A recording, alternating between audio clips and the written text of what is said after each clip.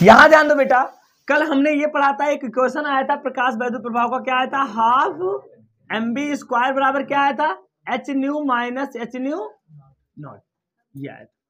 ये इक्वेशन हमारे पास कल आया था। इस इक्वेशन का क्या नाम है, आइंस्टीन का प्रकाश वैद्युत समीकरण। इस इक्वेशन का क्या नाम है, आइंस्टीन का प्रकाश वैद्युत समीकरण। अच्छा, इसमें देखो, इस समीकरण ने, इधर देखो, इस समीकरण ने कैसे प्रकाश वैद्युत प्रभाव की व्याख्या की, मैं बताता हूं। देखो, प्रकाश वैद्युत प्रभाव की व्याख्या, प्रकाश विद्युत प्रभाव की व्याख्या कैसे हुई बताओ बेटा, इसी क्वेश्चन से होगा। कैसे होगा मैं एक एक करके बताता हूं आपको। यहां पर ध्यान दो, गतिज ऊर्जा किस पर डिपेंड कर रही है, आवृत्ति पर। देखो, ये भी आवृत्ति, एच को अगर कॉमन करो तो पहले केस में देखो, हाफ mb स्क्वायर मैक्स बराबर क्या है, एच को कॉमन करो तो न्यू माइनस न्यू जीरो। पहला बात देखो, ये जो फोटान की गतिज ऊर्जा है या इलेक्ट्रॉन की जो गतिज ऊर्जा है वो किस पर डिपेंड कर रही है, आवृत्ति पर ना। तो पहला तो क्लियर हो गया, क्योंकि आवृत्ति बढ़ाने पर फोटान की गतिज ऊर्जा बढ़ती है, क्योंकि इलेक्ट्रॉन की गतिज ऊर्जा बढ़ती है, क्योंकि इलेक्ट्रॉन की गतिज ऊर्जा किस पर डिपेंड कर रही है, आवृत्ति पर। आवृत्ति अगर बढ़ाओगे तो इलेक्ट्रॉन की गतिज ऊर्जा क्या हो जाएगी, बढ़ जाएगी। दूसरा जो बात था कि हमने कहा था कम आवृत्ति से, यानी ये न्यू जीरो है ना, इससे कम आवृत्ति की प्रकाश डालोगे तो इलेक्ट्रॉन निकलेगा ही नहीं। तो जरा देखते हैं कैसे। अगर मैं दूसरे केस में मान लूं कि यदि न्यू का मान कम हो जाए न्यू जीरो से, ये जो न्यू है इस न्यू जीरो से कम हो जाए, तो तभी तो न्यूनतम होगा, मतलब ये न्यूनतम आवृत्ति थी, इससे कम आवृत्ति की प्रकाश डालोगे तो यहां पर दो न्यू अगर कम हो जाए न्यू जीरो से तो क्या होगा, न्यू माइनस न्यू जीरो क्या हो जाएगा, निगेटिव होगा कि नहीं, बताओ। अच्छा, यहां समझो, अगर मैं न्यू जीरो का मान 5 मान लू, क्या मान लू, 5, और न्यू का मान मैं 4 मान लू, तो ये न्यू माइनस न्यू जीरो का मान कितना आ जाएगा, 4 माइनस 5 बराबर -1। और ये बताओ तुम मुझे, किसी की गतिज ऊर्जा कभी ऋणात्मक हो सकती है, और यहां पर क्या आ रहा है, यहां पर गतिज ऊर्जा आ रही है हाफ mb स्क्वायर मैक्स बराबर आ रहा है निगेटिव, ऋणात्मक आ रहा है। क्या आ रहा है बेटा, यहां पर आ रहा है ऋणात्मक। देखो, गतिज ऊर्जा क्या आ रही है, अब ऐसा कभी ऋणात्मक क्यों नहीं होगा गतिज ऊर्जा, क्योंकि द्रव्यमान कभी ऋणात्मक होता नहीं है। देखो, गतिज ऊर्जा के फार्मूले में द्रव्यमान आता है और वेग आता है, तो द्रव्यमान तो कभी निगेटिव होता नहीं है, वेग किसी का स्क्वायर कभी ऋणात्मक हो ही नहीं सकता, किसी का स्क्वायर, जैसे वेग अगर निगेटिव है भी तो इसका स्क्वायर कभी ऋणात्मक नहीं होगा। तो जो गतिज ऊर्जा होती है वो कभी निगेटिव, लेकिन यहां पर क्या हो रही है, लेकिन इससे ये प्रूफ हो गया कि कम आवृत्ति की अगर प्रकाश डालोगे तो इलेक्ट्रॉन नहीं निकलेगा, दूसरा प्रूफ हो गया। तीसरा यहां पर ध्यान दो, तो तभी तो, अरे गणितीय रूप से, इसीलिए तो पुरानी भौतिकी के जैसे प्रैक्टिकल में आपने देखा क्या क्या आया था, प्रैक्टिकल में यह आया था, कल हमने देखा था कि प्रकाश की आवृत्ति बढ़ाने पर, प्रकाश की आवृत्ति बढ़ाने पर उत्सर्जित इलेक्ट्रॉनों की गतिज ऊर्जा बढ़ती थी, ये प्रैक्टिकल में आया था। दूसरा ये आया था कि कम आवृत्ति की प्रकाश डालने पर फोटॉन, वो इलेक्ट्रॉन नहीं निकल रहे थे। तीसरा ये आया था कि तीव्रता बढ़ाने पर इलेक्ट्रॉनों की संख्या बढ़ रही थी। ये 3 बात आई थी ना, और पुरानी भौतिकी इन तीनों को बताने में फेल हो गई। एक और था कि बहुत कम समय लगता है, इन तीनों को चारों को बताने में क्या होगी, वो फेल होगी। तो उसके बाद आया आइंस्टीन। आइंस्टीन ने मैथ के जरिए प्रूव कर दिया कि यही वो इक्वेशन है जो प्रकाश वैद्युत प्रभाव की व्याख्या कर दे। जब कोई घटना होती है तो उस पर लॉ लगाया जाता है, जब कोई लॉ फेल हो जाता है तो एक नए लॉ की क्या करती है, डिस्कवरी की जाती, खोज की जाती है, दिया जाता है। अगर वो लॉ उसको एक्सप्लेन कर पा रहा है तो हम कहते हैं ये मान्य है, अन्यथा मान्य है। तो इसमें देखो, फार्मूले में ही क्लियर हो गया कि जो गतिज ऊर्जा है वो किस पर डिपेंड कर रही है, आवृत्ति पर। पहला तो क्लियर हो गया।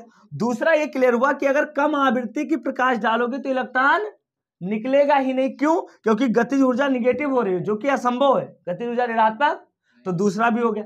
अगर फोटॉन की गतिज, वो इलेक्ट्रॉन की गतिज ऊर्जा आवृत्ति पर निर्भर करती है, तो इलेक्ट्रॉन की संख्या किस पर निर्भर करेगी, तीव्रता पर।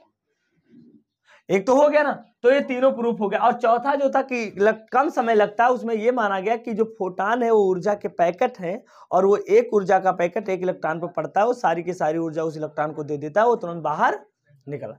इस प्रकार से क्या हो गया बेटा, इस समीकरण ने प्रकाश वैद्युत प्रभाव की व्याख्या कर दी। तो यहां पर हम लिख सकते हैं, यहां पर देखो, यहां पर इस पर क्या लिखेंगे, यहां ध्यान दो, ये इस पॉइंट पर लिखेंगे कि गतिज ऊर्जा, फोटान की गतिज ऊर्जा प्रोपोर्शनल किसके होगा बेटा, आवृत्ति के। पहला तो ये फेमस हो गया, गतिज ऊर्जा किसकी डिपेंड कर रही है, आवृत्ति के समान आती है। दूसरा हमने देखा कि जब न्यू जीरो से कम आवृत्ति की प्रकाश आपतित करते हैं, प्रकाश क्या करते हैं बेटा, आपतित करते हैं, तो क्या होता है, गतिज ऊर्जा क्या होती है, गतिज ऊर्जा निगेटिव आ जाती है, गतिज ऊर्जा ऋणात्मक हो जाती है, जो कि क्या है, जो कि असंभव है, इसलिए इलेक्ट्रॉन नहीं निकलेगा। तीसरा ये आ गया कि इलेक्ट्रॉनों की संख्या किस पर डिपेंड करती है, इलेक्ट्रॉनों की संख्या किस पर डिपेंड कर रही है बेटा, प्रकाश की तीव्रता पर। बस लो, ये एक्सप्लेनेशन हो गया, यानी इस समस्या का समाधान हो गया बस। चलो इन चारों पॉइंटों को ऐसे लिख लो, नोट कर लो बेटा।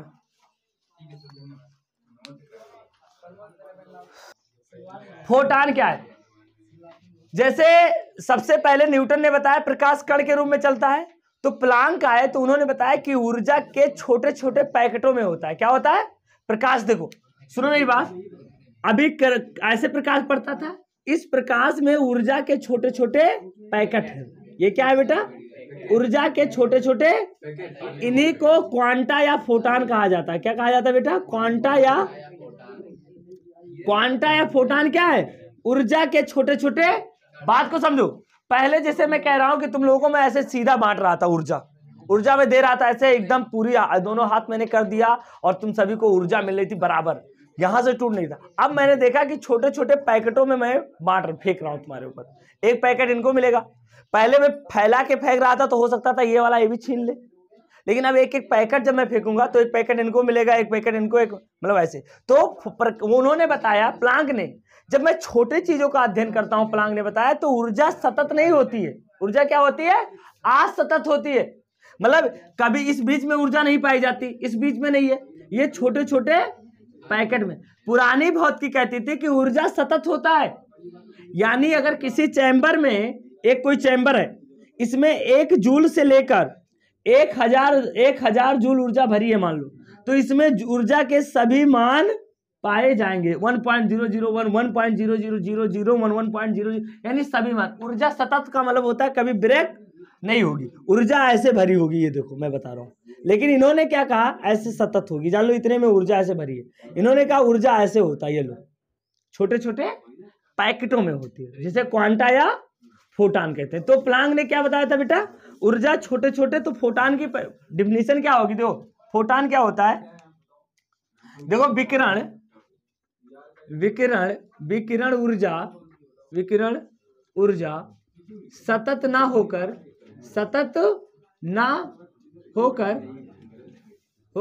असतत है। क्या है बेटा, असतत है, जो जिसमें ऊर्जा छोटे छोटे, क्या है बेटा, छोटे छोटे पैकेटों में होती है, जिसे क्वांटा या क्या कहते हैं बेटा, जिसे क्वांटा या फोटान कहते हैं। क्या कहते हैं, क्वांटा या फोटान कहते हैं। देखो ऊर्जा, फोटान का परिभाषा क्या है बेटा, विकिरण ऊर्जा सतत ना होकर असतत है, जिसमें ऊर्जा के छोटे छोटे पैकेटों में होती है, जिसमें ऊर्जा छोटे छोटे पैकेटों में होती है, जिसे क्वांटा या फोटान। यानी फोटान का मतलब हुआ ऊर्जा का पैकेट, अर्थात फोटान का मतलब क्या हुआ बेटा, ऊर्जा का पैकेट, अर्थात अर्थात फोटान बराबर, हाँ एक एक बिस्कुट मान लो, अर्थात फोटान बराबर क्या हो जाएगा बेटा, ऊर्जा पैकेट। ठीक है, तो फोटान की डिफिनीशन हो गई। अब बात कर लें एक फोटान की, अगर मैं मान लूं फोटान के गुण, दूसरा बात पूछता है कि फोटान के, ये बहुत इंपॉर्टेंट है, फोटान के गुण, इससे सवाल लगेंगे। पहला गुण ये होता है कि फोटान जो होता है निर्वात में प्रकाश की चाल से चलता है। किससे चलता है बेटा, फोटान निर्वात में, फोटान निर्वात में, ये सारे पॉइंट लिखते चलो सब लोग। फोटान निर्वात में प्रकाश की चाल 3 × 10⁸ मीटर पर सेकंड से चलता है।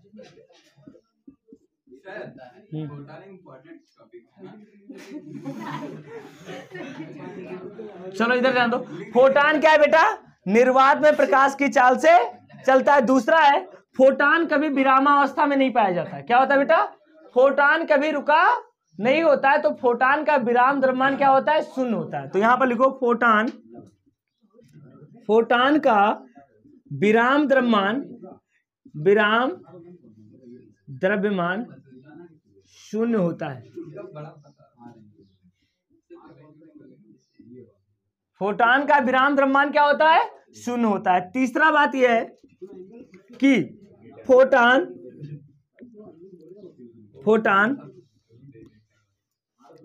की ऊर्जा, फोटान की ऊर्जा E बराबर होता है h न्यू। क्या होता है बेटा, h न्यू, या E बराबर होता है hc/λ। ये एक फोटान की ऊर्जा है जहां न्यू क्या है, कौन बताएगा, जहां न्यू क्या है बेटा, विकिरण या प्रकाश की विकिरण की आवृत्ति। ये फोटान की ऊर्जा है। फोटान के पास क्या होता है, गतिज ऊर्जा व संवेग होता है। क्या होता है बेटा, फोटान के पास गतिज ऊर्जा व क्या होता है बेटा, संवेग होता है। ये पॉइंट बड़े इंपॉर्टेंट है, संवेग होता है। तो फोटान का संवेग कितना होता है, फोटान का संवेग P बराबर mc। फोटान का संवेग P बराबर क्या होता है बेटा, mc होता है। चलो पांचवा पॉइंट देखो, जो अभी ये पूछ रहे थे कि देखो बेटा, अगर तुम जैसे अभी मैं बात करूं कि तुम ट्रेन में जा रहे हो और मैं जमीन पे खड़ा हूं, तो तुम्हारे बगल जो ट्रेन में बैठा है उसको लगेगा तुम नहीं चल रहे हो, लेकिन मैं अगर खेत में से देख रहा हूं तुम्हें, तो मुझे लगेगा तुम जा रहे हो और तुम्हें लगेगा मैं जा रहा हूं।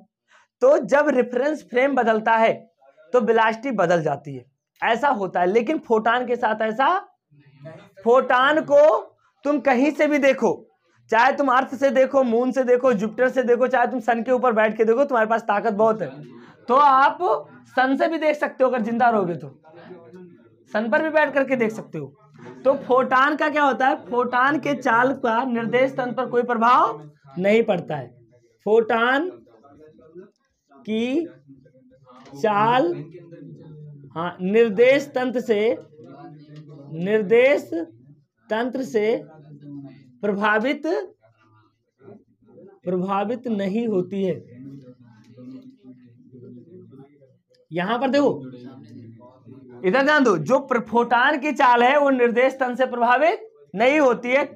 सभी निर्देश तंत्र से देखने पर फोटान की चाल क्या होती है, समान होती है। क्या होती है बेटा, फोटान, अर्थात फोटान की चाल क्या होती है, रिलेटिव से प्रभावित नहीं होती। और नेक्स्ट पॉइंट देखो, 6वां,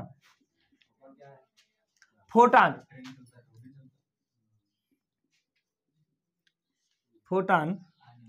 उदासीन होता है। क्या होता है बेटा, फोटान की क्या होता है, उदासीन होता है। हाँ, फोटान उदासीन होता है।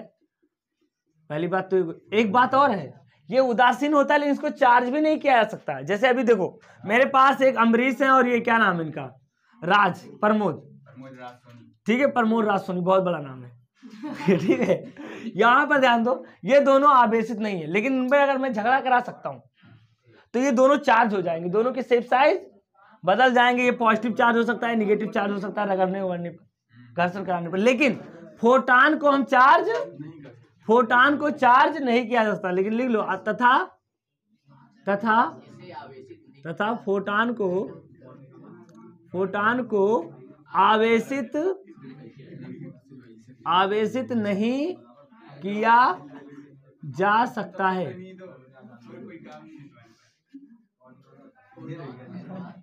फोटान को आवेशित नहीं किया जा सकता है। एक और फार्मूला है कि यहां पर देख लो 7, फोटान का अगर तरंगदैर्घ्य दिया हो तो ऊर्जा कैसे निकालोगे? एक फोटान की ऊर्जा, ये फार्मूला बहुत इंपॉर्टेंट है। एक फोटान की ऊर्जा E बराबर 1240 बटा लेमडा, और लेमडा किस में होगा बेटा? इलेक्ट्रॉन वोल्ट ही होता है। 1240 और लेमडा होगा नैनोमीटर में। ये इलेक्ट्रॉन वोल्ट। हाँ देखो कहाँ भाई, एच और सी का मान मैं रख दूंगा यहाँ पर, एच और सी को रखूंगा, तो एच और सी को जब रखूंगा तो एच और सी का मान तो पता है कितना होता है एच का मान। जहां एच का मान क्या होता है बेटा? एच प्लांक नियतांक है, जहां एच का मान होता है 6.626 गुणे 10 के पावर -34 जूल। तो इलेक्ट्रॉन वोल्ट में ये ऊर्जा होती है, अगर इसको जूल में लिखे हम E बराबर, तो 2 गुणे 10 के पावर 25 जूल होता है शायद अपान लेमडा, और ये भी क्या होता है? नैनोमीटर में। ठीक है, तो जूल में जरूरी नहीं है, आपको सिर्फ इसमें देखो इलेक्ट्रॉन वोल्ट को जूल में बदलने के लिए क्या करना पड़ता है। जैसे इलेक्ट्रॉन वोल्ट को यहाँ पर नोट लिख लो, एक इलेक्ट्रॉन वोल्ट को, मेरी बात सुनो, एक इलेक्ट्रॉन वोल्ट बराबर होता है 1.6 गुणे 10 के पावर -19 जूल। यानी इलेक्ट्रॉन वोल्ट को अगर जूल में बदलना है तो इससे गुणा, और जूल को अगर इलेक्ट्रॉन वोल्ट में बदलना है तो इससे भाग करना पड़ेगा। ठीक है, इतना नोट कर लो। चलो नोट करो। देखो मैंने कल बताया था कि अगर किसी घर के से सामान को चोरी करना है तो तुम्हें 2 बल चाहिए। एक तो उसके घर में से सामान को निकालने में, सपोज अमरेन के घर में एक अंगूठी रखी हो, चोरी करवा रहे हैं घर से, ये अंगूठी रखी है, और यहाँ पर अमरेन के पास है अंगूठी, शांत रहो, और अमरीश को अंगूठी चाहिए क्योंकि अमरीश को ये अंगूठी किसी को देना है। तो इधर देखो, अब ये अंगूठी, और अमरीश के पास पैसे है नहीं, तो सबसे पहले देखो इस अंगूठी को अमरीश को निकालने में सबसे पहले तो ये व्यवस्था करेंगे प्रेम से कि ये दे दे, अपनी दया व्यथा बताएंगे, फिर नहीं दिए कि सोना है इतना आसानी से मैं नहीं दूंगा, तो ये रात में चोरी करने गए। तो अब यहाँ चोरी करेंगे तो इनको सबसे पहले, अगर अमरेन से ज्यादा ताकत होगा तभी इसको लेकर जा पाएंगे। अब ये लेके निकले बाहर दरवाजे पर, तो अब सबसे बड़ी समस्या है कि दरवाजे पर तुम लेकर खींच लेकर गए, अब अगर तुम्हारे पास ताकत नहीं है तो दरवाजे पर अंगूठी रह जाएगी, तो भी नहीं जा पाएगा। तो देखो किसी धातु की सतह से, अब अंगूठी को जान लो इलेक्ट्रॉन, अंगूठी को जान लो अमरीश को जान लो प्रकाश, किसी धातु की सतह से इलेक्ट्रॉन को निकालने के लिए जो आवश्यक आवृत्ति होती है उसे हम देहली आवृत्ति कहते हैं। वह आवृत्ति जो किसी धातु की सतह से इलेक्ट्रॉन को निकालने के लिए आवश्यक है, इससे कम आवृत्ति की इलेक्ट्रॉन नहीं निकलेंगे। तो देहली आवृत्ति क्या हुआ बेटा? वह न्यूनतम आवृत्ति, वह न्यूनतम आवृत्ति, बस मिलेगा, अंगूठी पढ़ते रहो, वह न्यूनतम आवृत्ति जो किसी धातु की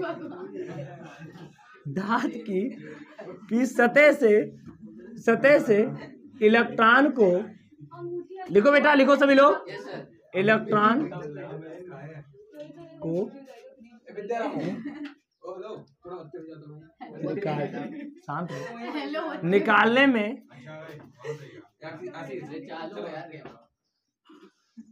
निकालने में आवश्यक होती है। अभी बताएंगे बच्चे की ईसीएम सर की कोचिंग का सीक्रेट लीक हुआ। चलो इधर देखो, वह न्यूनतम आवृत्ति जो किसी धातु की सतह से इलेक्ट्रॉन को निकालने में आवश्यक होती है, उसे हम क्या कहते हैं बेटा? उसे देहली आवृत्ति कहते हैं। याद रखना, उसे क्या कहते हैं? देहली आवृत्ति कहते हैं। और इसे किससे लिखते हैं बेटा? इसे ν0 से लिखते हैं, प्रदर्शित करते हैं। सही बात, तुम्हारी बात सही है, प्रदर्शित करते हैं, इसका भी प्रदर्शन होता है। तो ये हो गया देहली आवृत्ति। ठीक है, अब आ जाओ कार्यफलन। दूसरा वर्ड क्या है बेटा? कार्यफलन। कार्य करने पर जो फल प्राप्त होता है उसे हम कार्यफलन कहते हैं। अंगूठी लेकर भागने में जो मजा आता है वही कार्यफलन है। तो देखो, अमरेंद्र के घर से अम्बरीश को अंगूठी निकालने में जितनी ऊर्जा खर्च हुई उसी को हम क्या कहते हैं? कार्यफलन कहते हैं। अमरेंद्र के घर से अम्बरीश को अंगूठी निकालने में जितनी ऊर्जा खर्च हुई उसी को हम क्या कहते हैं बेटा? कार्यफलन। तो वह न्यूनतम ऊर्जा, वह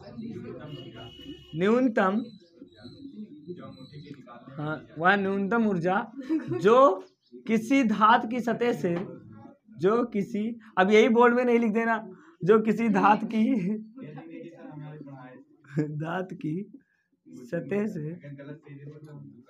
सतह से इलेक्ट्रॉन को। अच्छा, अमरीश के सिवा और कोई क्वेश्चन मुझसे क्यों नहीं पूछता?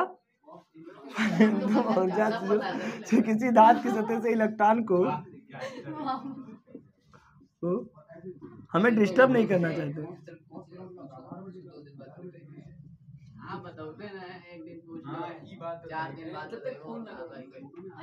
वो निकालने के लिए आवश्यक,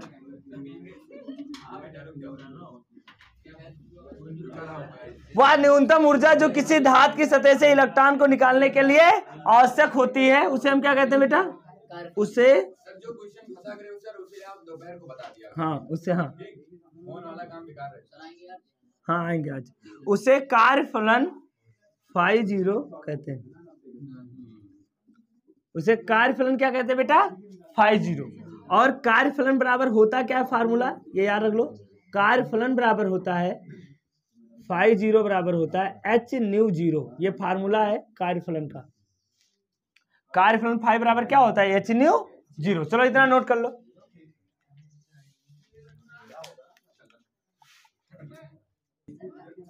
मेरे पास ये कौन सा है? इसका क्या नाम है? विसर्जन नलिका, डिस्चार्ज ट्यूब है। यहाँ पर कौन लगे हैं? प्लेटें, 2 प्लेटें लगी हैं। कौन सी लगी है बेटा? 2 प्लेटें। इसको तो अभी इसमें थोड़ा सा मैकेनिज्म है ताकि तुमको अच्छे से समझ में आ जाए। समझो मेरे पास, ये हमारा ए है और ये हमारा क्या है बेटा? सी। ए है उत्सर्जक, ये प्लेट क्या है बेटा? और ये निगेटिव है और ये क्या है बेटा? पॉजिटिव। सुनो मेरी बात, अब प्रकाश धारा कैसे बहती है? जब मैं इस पर विकिरण डालूंगा, क्या डालूंगा बेटा?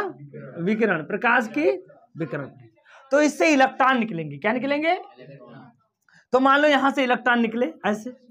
अब ये इलेक्ट्रॉन जा रहे हैं, ये इलेक्ट्रॉन जा रहे हैं। ये इलेक्ट्रॉन जब इधर जाएंगे तो इसके विपरीत दिशा में क्या बहेगी? धारा। इसी धारा को हम क्या कहते हैं? प्रकाश धारा। अब ये सभी इलेक्ट्रॉन इधर गति कर रहे हैं, ऐसे जा रहे हैं बेचारे। अब इलेक्ट्रॉन दिखाई नहीं देते, लेकिन मैं दिखा रहा हूँ। मेरे पास कुछ पावर है अद्भुत, जिसकी वजह से मैं इलेक्ट्रॉन को दिखा देता हूँ। ये दो। अब मेरी बात सुनो, यहां पर होगा क्या? जब हम किसी धातु की सतह पर प्रकाश को डालते हैं तो उससे इलेक्ट्रॉन उत्सर्जित होते हैं। तो इलेक्ट्रॉनों के प्रवाह के कारण क्या बहती है? धारा बहती है। इस धारा को हम प्रकाश धारा कहते हैं। अब यहां पर एक बात और देखो, ये हमारे पास पॉजिटिव प्लेट है। तो मैं ये मान लो यहां से मानो, यहां से हो सकता है कि यहां से प्रति सेकंड 10 इलेक्ट्रॉन निकलते हो। क्या निकलते हो? इस प्लेट से प्रकाश के पड़ने पर प्रकाश की तीव्रता को हमने नियत कर दिया है। प्रकाश की तीव्रता को हमने, बात को समझो, आपको पूरा फील हो जाएगा कि आखिर प्रकाश धारा क्या है। तो जब मैंने आवृत्ति, प्रकाश की तीव्रता को मैंने नियत कर दिया, आवृत्ति को मैंने नियत कर दिया और प्रकाश मैंने डालना शुरू कर दिया, तो मैंने ये मान लिया कि माना 1 सेकंड में इस प्लेट से कितने इलेक्ट्रॉन निकलते हैं? 10 इलेक्ट्रॉन। फिर इधर इलेक्ट्रॉन पहुंचेंगे। और यह भी हो सकता है कि इस प्लेट का विभव कम होने के कारण यह प्लेट 1 सेकंड में 2 इलेक्ट्रॉन को पकड़ता हो। मेरी बात सुनो, जब सबसे पहले विभव कम था, विभव कम है भी मैं बात कर रहा हूं, तो इसने 2 इलेक्ट्रॉन पकड़ा तो 8 इलेक्ट्रॉन रुक गए। जैसे अभी तुम किसी गेट से निकलना है तुम्हें, और तुम्हारे हर क्लास से 10 बच्चे पर सेकंड में निकल रहे हैं और गेट से 2 सेकंड में बच्चे निकल रहे हैं, 2 बच्चे 1 सेकंड में निकल रहे हैं, तो गेट और तुम्हारे स्कूल के बीच में जगह में बच्चों की संख्या बढ़ जाएगी। कैसे? मैं मान लेता हूं, मैं इधर से मान लो, होते नहीं, इधर से मैं 10 बच्चों को पर सेकंड जादू से निकाल रहा हूं और इस दरवाजे से 2 बच्चे पर सेकंड जा रहे हैं, तो 1 सेकंड में इधर 10 निकले तो 2 गए तो 8 बचे ना, फिर 10 निकलेंगे, यानी कुछ देर बाद इसमें बच्चों की संख्या बढ़ जाएगी। बहुत ज्यादा बढ़ जाएगी, फिर आगे वाले बच्चे फिर ये बच्चे दूसरे बच्चों को निकलने नहीं, तो क्या होगा देखो, तो शुरुआत में धारा बहेगी, धारा बहना बंद नहीं होगा, लेकिन यहां पर कुछ देर बाद इसमें इलेक्ट्रॉन भर जाएंगे और ये एक निगेटिव चार्ज स्फीयर बना लेंगे और ये दूसरे नए इलेक्ट्रॉनों को निकलने नहीं देंगे, उनका रिपल्सन करेंगे। बात को समझो, उनका क्या करेंगे, रिपल्सन करेंगे। अब समस्या है मुझे धारा बहाना है, तो धारा बहना बंद, रिपल्सन करेंगे तो धारा का मान बढ़ेगा नहीं, बहुत कम धारा बहेगी, बहुत कम धारा। सुनो, रिपल्सन के कारण इतना प्रतिरोध बढ़ जाएगा, इतना प्रतिरोध बढ़ जाएगा कि धारा का मान कहीं माइक्रो एम्पियर में होगा। क्या होगा बेटा, सुनो, हाँ फिर से बता रहे, जैसे ये प्लेट है, समझो इस प्लेट से 1 सेकंड में 10 इलेक्ट्रॉन निकल रहे हैं, इस प्लेट पर 2 इलेक्ट्रॉन जा रहे हैं, तो 6-8 इलेक्ट्रॉन हर सेकंड यहां जमा हो रहे हैं ना।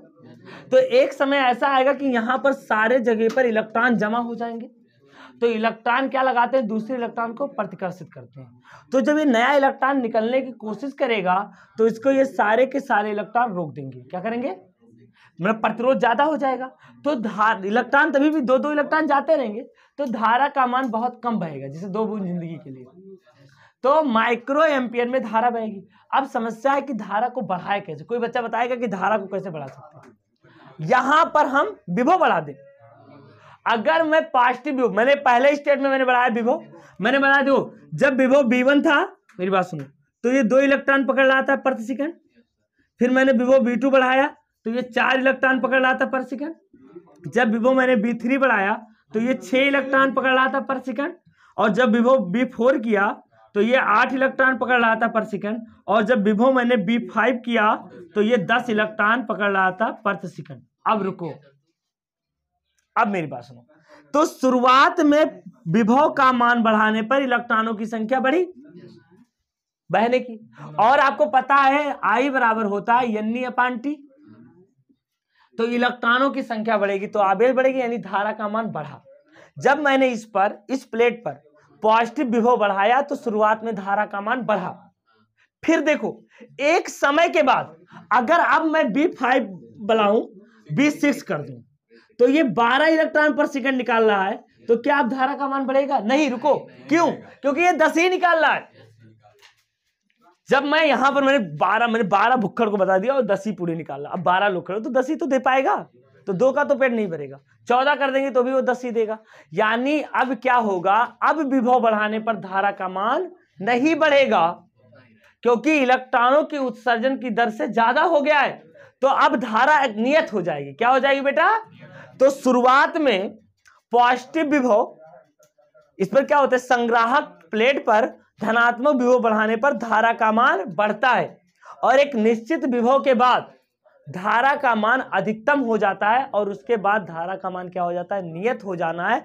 विभव बढ़ाने पर धारा के मान में परिवर्तन नहीं होता है, उससे हम अधिकतम धारा कहते हैं। क्या कहते हैं बेटा, या स्तंभ धारा कहते हैं। क्या कहते हैं बेटा, या सैचुरेटेड करंट कहते हैं। क्या कहते हैं, तो धारा का दो विभव का मान बढ़ाने पर, ये बात समझ में आई ना कैसे होता है, तो विभव का मान बढ़ाने पर धारा का मान तो शुरुआत में बढ़ता है, लेकिन एक निश्चित अधिकतम धनात्मक विभव के बाद धारा का मान अधिकतम हो जाता है, और उसके बाद जब धारा विभव का मान बढ़ाते हैं तो धारा का मान नहीं बढ़ता है, और इसे हम कहते हैं प्रकाश धारा का अधिकतम मान। क्या कहते हैं बेटा, प्रकाश धारा का अधिकतम मान। तो प्रकाश धारा क्या है, पहले बताओगे मुझे क्या है प्रकाश। हाँ, मैंने एक एग्जाम्पल लिया है, हो सकता है 50 निकाले, हो सकता है 100 निकाले, मेरी बात सुन, विभव में बढ़ाता जा रहा हूं। मैंने ये देखा, प्रयोग में देखा कि जब विभव मैंने बढ़ाया तो धारा का मान, वो एमीटर लगा हुआ था, धारा का मान बढ़ रहा था। जब मैंने विभव लगाया, इधर ध्यान दो, जब मैंने विभव लगाया तो धारा का मान बढ़ रहा था, लेकिन एमीटर में एक समय के बाद धारा का मान बढ़ना बंद हो गया, मतलब विभव बढ़ाते जा रहे हैं और धारा का मान बढ़ना, उस अधिकतम मान के बाद धारा बढ़ी ही नहीं। तो जब यहां से इलेक्ट्रॉन, मान लो ये प्रकाश, यहां पर एक चीज नियत रखना, यहां पर तीव्रता नियत है, अगर तीव्रता को नियत नहीं रखोगे तो इससे इलेक्ट्रॉनों का उत्सर्जन दर भी बढ़ेगा, तो धारा बढ़ती जाएगी, लेकिन यहां पर तीव्रता नियत है। क्या है बेटा, तीव्रता मान लिया कि ये वाली तीव्र इलेक्ट्रॉन 1 सेकंड में 10 इलेक्ट्रॉन निकाल रही है, तो इससे 10 इलेक्ट्रॉन तो निकलेंगे। तो शुरुआत में 2 पकड़ रहा था, फिर 4 पकड़ा, फिर 6 पकड़ा, फिर 8 पकड़ा, फिर ये जो भीड़ था ये खाली हुआ, अब रेनवे बन गया। अब जितना निकाल लेते बन से ऐसे जा रहे थे, यहाँ से निकले खच, यहाँ से निकले खुच, पहुंच गए, यहाँ पर रुका ही नहीं कुछ। इतना तेजी से हुआ कि फिर उसके बाद तुमने विभव बढ़ाया तो इलेक्ट्रॉनों पर कोई प्रभाव, धारा के मान में कोई प्रभाव नहीं पड़ा। ये देखा गया था प्रयोग में, तो उसे हम कहते हैं धारा का अधिकतम मान। क्या कहते हैं बेटा? धारा का अधिकतम मान। तो हाँ, अगर हम सर प्रकाश दोनों प्लेट पे गिराए था, दोनों प्लेट पे गिराए, हाँ ये धनात्मक प्लेट। वैसे हाँ, तुम कह रहे हो कि अमीर और गरीब दोनों से पैसा मांगे, वाह क्या बात है। इस बंदे के पास ऑलरेडी पॉजिटिव इलेक्ट्रॉन कहां से दे देगा? तो अगर मान लीजिए गिरा रहे हैं तो धारा का प्रभाव होगा। हाँ, तो इससे इलेक्ट्रॉन नहीं निकलेगा, क्योंकि इसके पास, जैसे मैं बताऊं, अब तुम अमरीश से पैसा मांग रहे तुम अमरीश से पैसा मांग, तुम चाहे जितना मॉनिटर करो पूरा, वो निकलेगा ही नहीं, क्योंकि उनको उनसे पैसा निकालने के लिए तुमको हाई आयनाइजेशन पोटेंशियल, ये वो है अधातु है। अधातु इलेक्ट्रॉन देते हैं क्या? ऑक्सीजन देता है कि छीन लेता है? तुम बात कर, हाँ समझ गए। तो चलो लिख लो, जो मैंने बताया था उसको लिखो बेटा, चलो लिखो यहाँ पर। हाँ, जो मैं बता रहा हूँ, जब निश्चित आवृत्ति की, लिखो इसको प्रकाश धारा को, जब निश्चित आवृत्ति की, हाँ जब निश्चित आवृत्ति की प्रकाश किरणें धातु की सतह पर आपतित होती हैं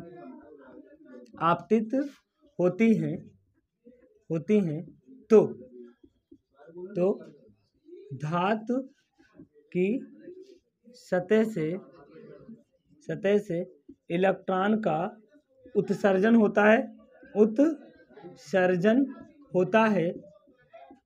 होता है, जिसके कारण धारा प्रवाहित होती है। धारा प्रवाहित होती है। धारा क्या होती है बेटा? प्रवाहित होती है। इस धारा को क्या कहते हैं बेटा? धारा को प्रकाश धारा कहते हैं। क्या कहते हैं? प्रकाश धारा। इस धारा को प्रकाश धारा कहते हैं। प्रकाश धारा कहते हैं, ठीक है। इस धारा को क्या कहते हैं बेटा? प्रकाश धारा कहते हैं। देखो प्रारंभ में देखो सी प्लेट पर धनात्मक विभव का मान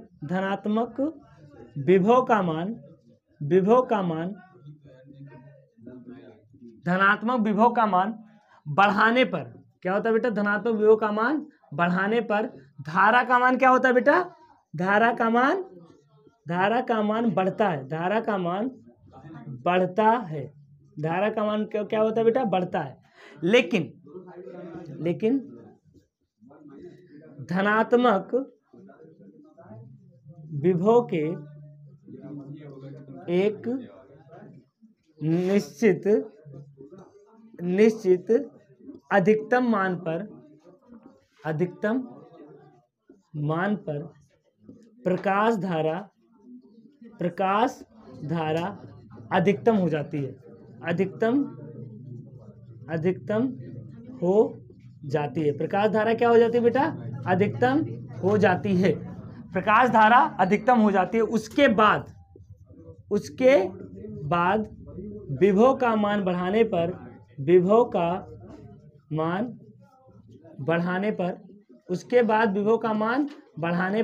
धारा का मान क्या हो जाता है बेटा? नियत हो जाता है। धारा का मान नियत हो जाता है।